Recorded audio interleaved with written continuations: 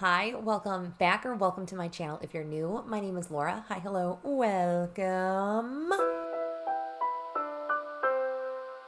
I am extremely excited for this update. This is my, oh my gosh, I think it's my third update for my Pan Those Eyeshadows project pan. And I gotta tell you, I'm so excited for this update. I'm so ready to roll new shades in because yes, we are rolling some new shades in today, which means we're rolling some shades out. So it's gonna be an exciting update in my opinion. I do want to give credit to Alexi Shostin. She is the grand master, the grand mastermind behind the Pan Those Eyeshadows project pan. She is the one that conceptualized this project, and I am basing my project this year a lot on her original style of panning or using the Pan Those eyeshadows. So how I am doing it is every palette that I have is loaded into the Tiny Decisions app on my phone. I randomly select my palette and then I get to handpick my shade that I want to focus on in that palette. And it's been extremely successful, and I have added in the style that Lainey from Makeup with Lainey is doing. I feel like everyone loves a prompt-based project pan. Everyone just loves to be able to pick something based off of a prompt. At least that's my opinion. I feel like it's exciting to do that. Since last update, I am now rolling one shade in off of Lainey's prompt list. I am doing the duplicates removed prompt list. The prompt list will be in the description box below. My Tiny Decisions app is on my phone, so I can't link that, but if I can link the app, I will. I don't know if I can. Let's just get into the updates because we got some exciting things.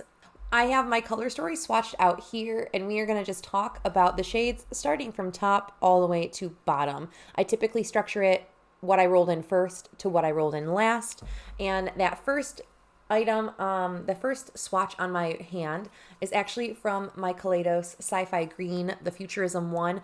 Very sad, this is discontinued.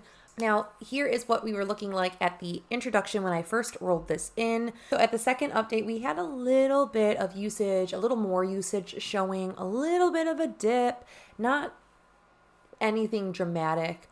But this is what we're looking like in that shade Glamora today. And I hope you can see I do have a little tiny baby pan in this. So some of the pan I feel like did get covered when I was doing my swatch today, but I hit this pan a couple days ago and I was not expecting it. Green is my favorite eyeshadow color. I love these kind of mint shades. I don't wear these mint shades often, but that means I have one shade, my first shade, rolling out. I did a really abysmal job last month tallying my usage. So my usage is probably off. And when I say usage, I mean days that I used it, not dips that I use it. There's multiple times that I multiply dip into a shade to get a finished look. The next shade we're going to talk about is this second swatch down here. It's a very, very, very light pink right under that green. It comes from my ColourPop Sailor Moon Pretty Guardian palette. I love this palette. Got a lot of hate on this when it released. It doesn't remind me of Sailor Moon, but it's very cute and like whimsical in my opinion. So the shade that we rolled in last month was Silver Crystal.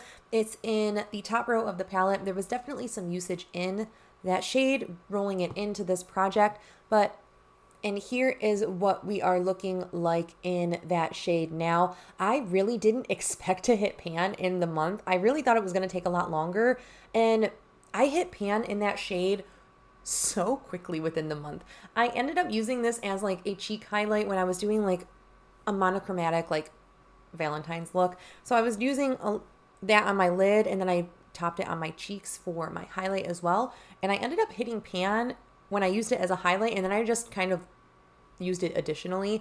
And I feel like I actually have a pretty substantial size pan in there now. Pretty happy about the usage that I got on that shade. It's a super, super, super baby pink with like a little bit of a gold flip to it. It's really pretty. It was perfect for when I rolled it in, which was for February. So really happy that I hit pan again in my second shade in this project. So exciting. So exciting.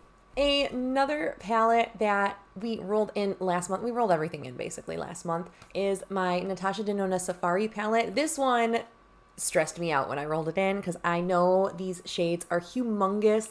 This is an all matte palette from Natasha Denona. So I ended up picking the shade that I had rolled in last year, around the same time actually, which is the shade Stone. Here is what Stone was looking like when we rolled it in last month. Definitely a dip. It's a pretty even dip across the board with that shade, but there is a dip in the shade nonetheless. This is what Stone is looking like today.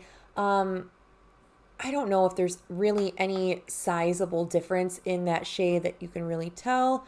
It is really hard to show that shade on camera, but I used that a few times. Again, I wasn't the best at tracking my usage. What I'm showing I used was maybe 11 times. Could be a little bit more than that, but what I've tracked is actually 11 days that I've used it. That is it swatched out. It looks a lot darker in swatch, but I have it on like my transition-y area today, and it blends out pretty nicely, pretty soft on the eyes. The next shade we have to talk about is this beautiful shade. I feel like in the swatch it doesn't even do it justice.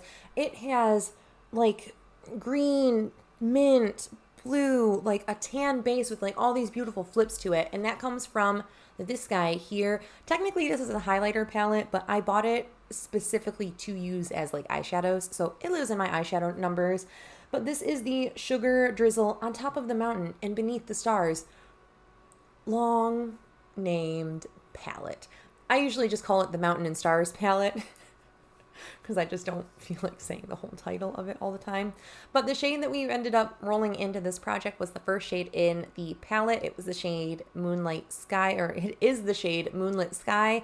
It is a beautiful like transparency base with this incredible shift to it.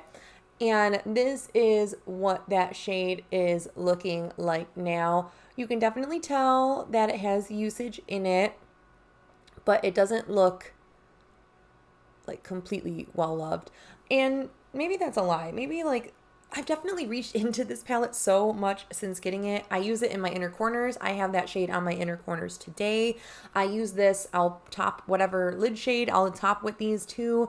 And it's really pretty. I really love this palette. I'm so happy that I ended up snagging it, and I'm really enjoying it. And I'm going to continue to enjoy using it.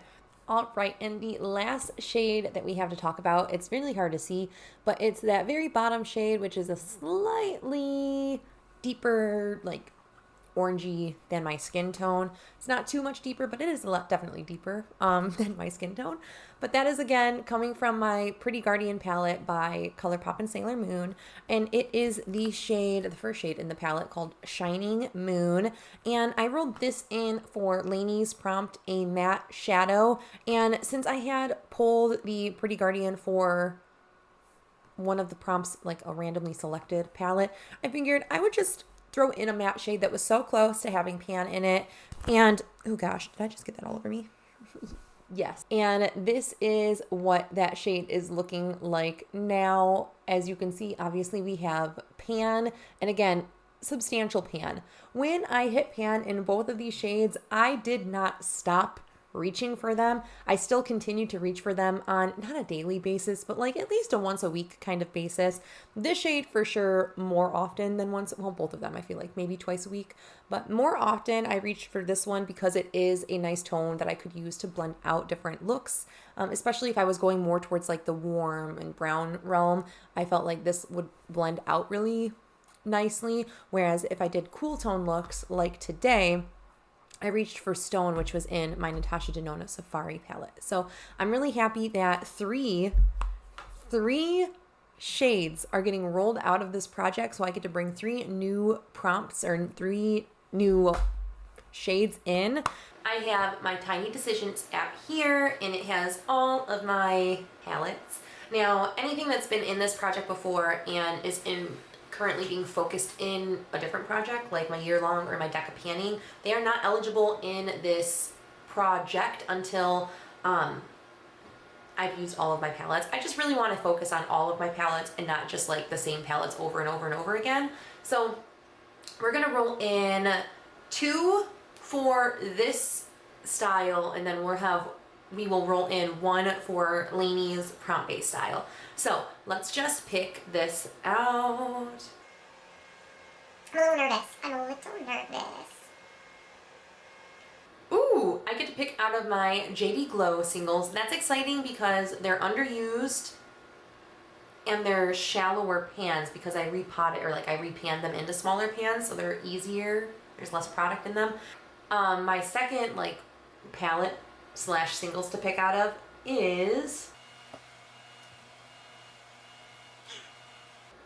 I'm so excited about that. That is my Natasha Denona Gold palette. All right, and now I have my Pretty Random app, and I have the numbers 1 to 86, which is Lainey's non-duplicate prompt list. So I'm just gonna select a random number from this, and we're gonna check what prompt that goes with. Now I have already had prompt number 12, which was a matte shadow. So that, if we roll 12, we're not gonna roll 12. Actually, I need to prevent my clear wreath rolls. So now we can roll 47. Ooh, what is 47? Reminds you of spring. Oh, this is gonna be perfect. All right, one moment. All right, so that did not take me as long as I thought it was going to take me, and I'm hoping I don't regret any of these decisions. But I have pulled out the 3 new shades that I'm going to use in conjunction with the 2 existing shades. And the first one was, I needed to pull something from my JD Glow singles. Now, I no longer support JD Glow. However, I do have these singles in my collection. Now, all of my JD Glow are repanned into these smaller pans, and I ended up splitting the product that was in the larger pans. I sent some to Haley. I kept some for myself. So there's a lot less product in these than like a normal traditional single eyeshadow that you would purchase either from JD Glow, well, especially from JD Glow, but like in general, even the normal 26 pan size. So I'm rolling this guy in. This is the shade White Gold from JD Glow, and it is a super, super blinding, like white gold shade. There it is swatched out. It really doesn't look that much different from the Moonlight Sky in camera. In person, it's so much more different. Like this one is noticeably blue, whereas this one's just like metallic. I don't know. The next palette that was randomly selected was my Natasha Denona Gold palette. This is an extremely reflective packaging, so I'm just going to try to angle it down so the light doesn't bounce off of it. Something is just speaking to me in a different way this time. Part of me wants to get a matte shadow like used, but I know how long a matte shadow takes. Well, I don't know how long it takes, but I assume it takes forever to hit pan in a Natasha Denona matte. So what I'm going to do instead is, I also love the cream to powder formulas by Natasha Denona. I think they're incredible. I am going to try to pan this shade here. It is the bottom right shade there. This is called Aurum. It's just a like bronzy gold kind of shade, and it's that cream to powder formula, so it feels super, super soft. But I feel like if I put this, like if I put a base down, put this down, and then put something on top of it, like even white gold, I can get this incredible look. And I feel like this is going to be stunning. I built the swatch, it swatched a lot better than it's normally swatched for me. Typically, it's a lot more sheer than this when I swatch it, like, typically. But, I'm excited. And then last but not least, Lainey's prompt was something that reminds me of, like, springtime. And I knew exactly where my mind went for this. Was a bundle of Glaminatrix singles that I bought a couple years ago, and it was their Easter bundle, so everything reminds me of springtime and Easter time, so I for sure wanted to grab something from that in. These are also very soft metallic duochrome shades, so I don't think it's going to be that hard to hit pan in it. So I'm ending up, I initially was thinking about rolling in a green, but I want to give myself a little bit of variety in this. I don't want to pigeonhole myself too much and then be burnt out on greens and then not reach for the shades in my pan, those eyeshadows. This is the shade Bonnet from Glaminatrix. It is this last shade here. It is a super beautiful purple with an intense gold flip to it. I think that's going to be stunning. I think that's going to be so stunning. All of these, I'm super excited to reach for. I think this shade Stone is going to go really well with the two shimmers here and then this guy here. This, not so much, but I will figure out some way to use these, not together. They'll definitely be like separate.